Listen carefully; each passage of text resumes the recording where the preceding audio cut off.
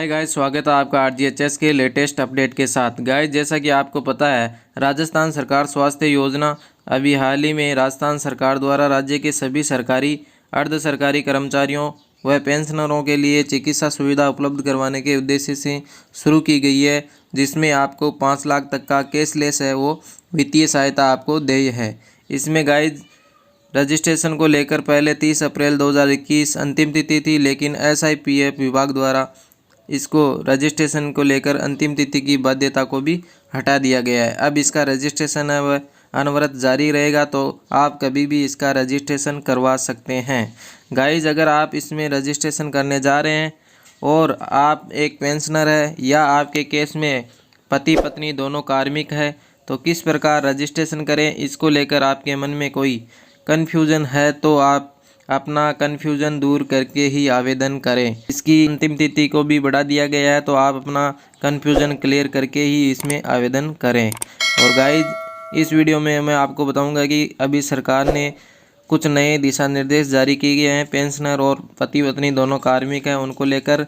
और अगर आपने गलती से चिरंजीवी योजना के लिए आवेदन कर दिया है तो उसके लिए आपको क्या करना है, इसके बारे में भी इस वीडियो में बताया गया है। तो गाइज, वीडियो को अंत तक देखें और जानें कंप्लीट दिशा निर्देश की अभी लेटेस्ट में जो सरकार द्वारा जारी किए गए हैं। साथियों, FAQs फॉर पेंशनर्स यानी सामान्य पूछे जाने वाले प्रश्न हैं पेंशनर के लिए।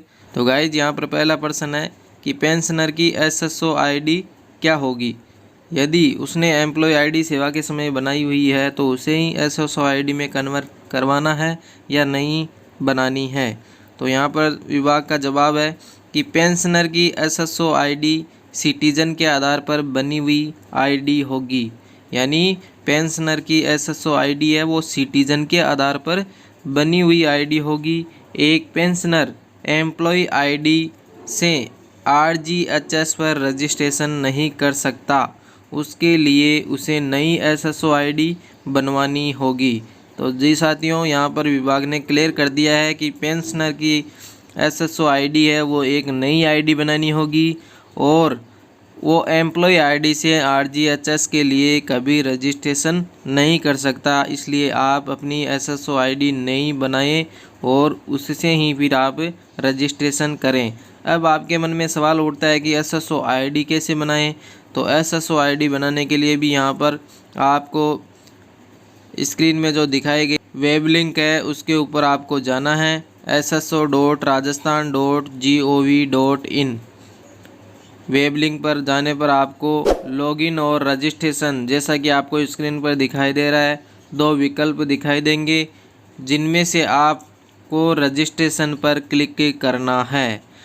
रजिस्ट्रेशन पर क्लिक करने पर आपको 3 यहाँ पर टैब नज़र आएंगे, एक तो सिटीजन का, उद्योग और गवर्नमेंट एम्प्लॉय का, जिनमें से सिटीजन विकल्प का चयन करना होगा। सिटीजन पर क्लिक करने पर आप जैसे ही सिटीजन के ऊपर क्लिक करोगे तो आपके सामने जन आधार, भामाशाह, फेसबुक एवं गूगल के आइकन है वो आप प्रदर्शित होंगे। उनमें से किसी भी एक का आप चयन करके अपनी SSO ID है वो क्रिएट कर सकते हैं। जैसे ही उनके ऊपर आप क्लिक करोगे तो आपके सामान्य सूचना है वहाँ पर मांगी जाएगी, वह आप वहाँ पर डालने के बाद आपको अपने रजिस्ट्रेशन नंबर और पासवर्ड है आपके नंबर पर भेज दिए जाएंगे। पुष्टिकरण के पश्चात user name, password, confirm password और मोबाइल ईमेल अंकित करके रजिस्ट्रेशन की प्रक्रिया पूर्ण करें।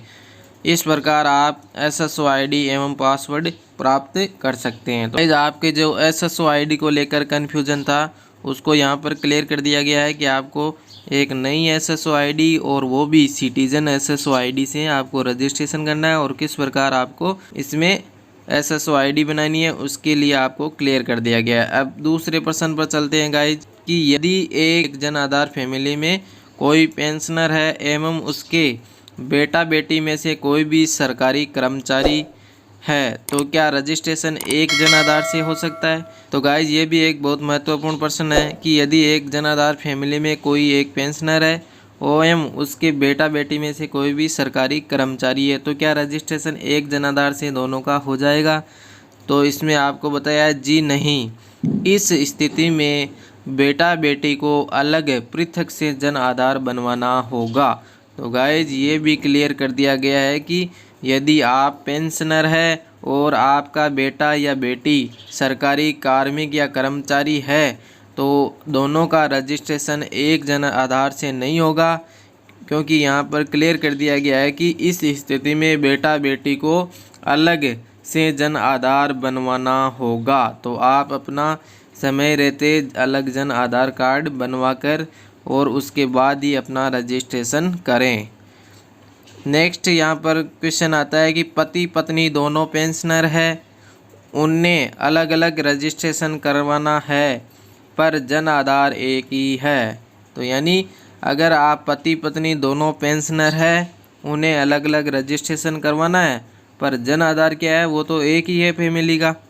तो यहाँ पर क्लियर किया गया है कि यदि पति पत्नी दोनों पेंशनर है और वो अलग अलग रजिस्ट्रेशन करवाना चाहते हैं तो एक जन आधार कार्ड से RGHS पर अलग अलग रजिस्ट्रेशन करवाया जा सकता है। जी गाइज, अगर आप दोनों पति पत्नी हैं, दोनों ही पेंशनर हैं, तो इस केस में आप दोनों अलग अलग रजिस्ट्रेशन वो एक ही जन आधार से कर सकते हैं और वो भी अपनी SSO ID सिटीजन वाली से।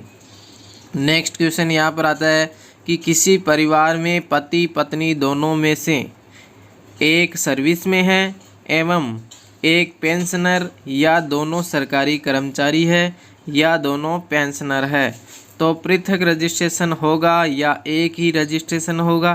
तो गाइज इस केस में यदि आप दोनों पति पत्नी में से एक सर्विस में है और एक पेंशनर है या दोनों सरकारी कर्मचारी है या दोनों पेंशनर है, तो इस केस में रजिस्ट्रेशन कैसे होगा। तो यहाँ पर क्लियर किया गया है कि यानी एक जन आधार फैमिली एक तो पेंशनर है या एक सरकारी कर्मचारी है या दोनों सरकारी कर्मचारी है या दोनों पेंशनर है, तो कोई एक RGHS पर रजिस्ट्रेशन करके अन्य को, जैसा कि आपको स्क्रीन पर दिखाया जा रहा है, RGHS फैमिली में आवश्यक सूचना देकर रेडियो बटन द्वारा सम्मिलित कर सकता है। इसके लिए पृथक से रजिस्ट्रेशन करवाने की ज़रूरत नहीं है। गाइज ये सिचुएशन आपको ध्यान में रखनी है। ये अलाउ कब होगी, अगर आपका रिलेशन पति पत्नी का है, यानी अगर आप पेंशनर है और आपका बेटा बेटी सर्विस में है तो उसको अलग से रजिस्ट्रेशन करवाना होगा। लेकिन ये क्वेश्चन दूसरा यहाँ पर आया है, परिवार में पति पत्नी दोनों सर्विस में है या एक पेंशनर है या दोनों सरकारी कर्मचारी या दोनों पेंशनर है, तो कोई एक RGHS पर रजिस्ट्रेशन करेगा तो वहाँ पर आपको RGHS फैमिली में आवश्यक सूचना रेडियो बटन द्वारा उसको सम्मिलित करके वहाँ पर उसकी रजिस्ट्रेशन एम्प्लॉय ID और कैटेगरी डाल के सबमिट करेंगे तो उसका भी रजिस्ट्रेशन वहाँ पर हो जाएगा। अलग से रजिस्ट्रेशन करने की यहाँ पर कोई आवश्यकता नहीं है। अब नेक्स्ट क्वेश्चन आता है गाइज, क्या एक जन आधार का RGHS में रेगुलर एम्प्लॉय, पेंशनर और चिरंजीवी योजना में उपयोग हो सकता है, यानी एक ही जन आधार का अलग अलग योजना के लिए उपयोगी हो सकता है। तो इसके लिए गाइज आपको क्लियर कर दिया गया है कि जी नहीं, RGHS का लाभार्थी बनने के लिए कार्यरत कर्मचारी एवं पेंशनर को अलग अलग जन आधार कार्ड बनवाना होगा।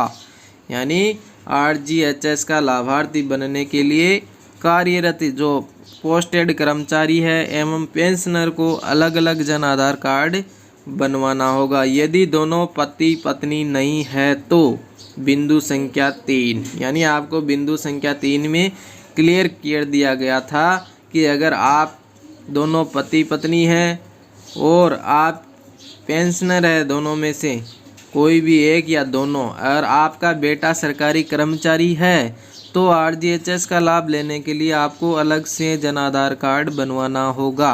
और यदि आप दोनों पति पत्नी हैं और दोनों कार्मिक है और दोनों पेंशनर है या एक सरकारी कर्मचारी है या एक पेंशनर है, तो उनका रजिस्ट्रेशन करने के लिए आप एक ही जन आधार कार्ड से रेडियो बटन में अपनी फैमिली को सेलेक्ट करके से, अगर वो पेंशनर है तो पेंशनर वाला टैब क्लिक करना है, अगर गवर्नमेंट एम्प्लॉई है तो गवर्नमेंट एम्प्लॉई में से वहाँ पर रेडियो बटन सेलेक्ट करके आप सबमिट कर सकते हैं। अगर आप आरजीएचएस का लाभार्थी बनने के लिए यहाँ पर कार्यरत कर्मचारी एवं पेंशनर को अलग अलग जन आधार कार्ड बनवाना होगा। यदि आप पति पत्नी नहीं हैं तो अलग अलग आपको जन आधार कार्ड है वो बनवाना होगा। और चिरंजीवी योजना सरकारी कर्मचारी एवं पेंशनर पर योजना लागू नहीं है। चिरंजीवी योजना सरकारी कर्मचारी एवं पेंशनर पर यहाँ लागू नहीं है, तो इसमें आप रजिस्ट्रेशन नहीं करें। ये केवल आरजीएचएस का लाभ ले सकते हैं, क्योंकि सरकारी कर्मचारी और पेंशनर के लिए ही आरजीएचएस की योजना लाई गई है और आम नागरिकों के लिए यह चिरंजीवी योजना लाई गई है, तो इसका आप ध्यान रखें। नेक्स्ट गाइज क्वेश्चन आता है, जिन्होंने गलती से मुख्यमंत्री चिरंजीवी योजना में रजिस्ट्रेशन करवा लिया, भूल सुधार कैसे होगी। यानी आपने गलती से या कियोस्क की गलती से आपका मुख्यमंत्री चिरंजीवी योजना में रजिस्ट्रेशन करवा लिया या हो गया, तो भूल सुधार कैसे होगी। तो गाइज यहाँ पर क्लियर किया गया है कि जिन्होंने गलती से मुख्यमंत्री चिरंजीवी योजना में रजिस्ट्रेशन करवा लिया है, उन्हें चिरंजीवी योजना से अपना रजिस्ट्रेशन है वो विलोपित करवाना होगा। यानी आपको चिरंजीवी योजना के लिए जो रजिस्ट्रेशन आपने करवाया है उसको आपको विलोपित करवाना ही होगा, अन्यथा आपको दोनों रजिस्ट्रेशन का भी लाभ इस स्थिति में नहीं मिल पाएगा। इसके लिए चिरंजीवी योजना के सहायता केंद्र पर आपको संपर्क करना है। तो गाइज अब नेक्स्ट क्वेश्चन आता है, जन आधार में राशन कार्ड की जगह अन्य प्रमाण पत्र पर विचार चल रहा है, क्योंकि वर्तमान में नए राशन कार्ड बनने बंद है। तो गाइज ये भी आपके एक मन में था कि जन आधार अलग तो बनवा लें, लेकिन हमारी फैमिली का राशन कार्ड एक ही है, तो जन आधार कार्ड कैसे बनेगा। तो यहाँ पर क्लियर कर दिया गया है कि जन आधार बनवाने के लिए राशन कार्ड ज़रूरी नहीं है। हाँ गाइज यहाँ पर बता दिया गया आपको कि जन आधार बनवाने के लिए राशन कार्ड है वो मैंडेटरी नहीं है, इसलिए आप बिना राशन कार्ड भी जन आधार के लिए पंजीयन कर सकते हैं। और पंजीयन करने के बाद में आपको पंजीयन रसीद संख्या मिल जाएगी और उस रसीद संख्या से आप अपना आरजीएचएस के लिए रजिस्ट्रेशन कर सकते हैं। तो गाइज आशा करता हूँ आपके कुछ कन्फ्यूजन दूर हुए हैं। अगर आपको यह वीडियो अच्छी लगी है तो इसे लाइक करें, शेयर करें और आपके कुछ सवाल हैं तो कमेंट करें। और गाइज अगर आप हमारे चैनल पर पहली बार आए हैं तो हमारे चैनल को सब्सक्राइब करें और पास में आने वाली बेल आइकन को प्रेस करें और ऑल पे क्लिक करें। Thanks for watching. धन्यवाद दोस्तों।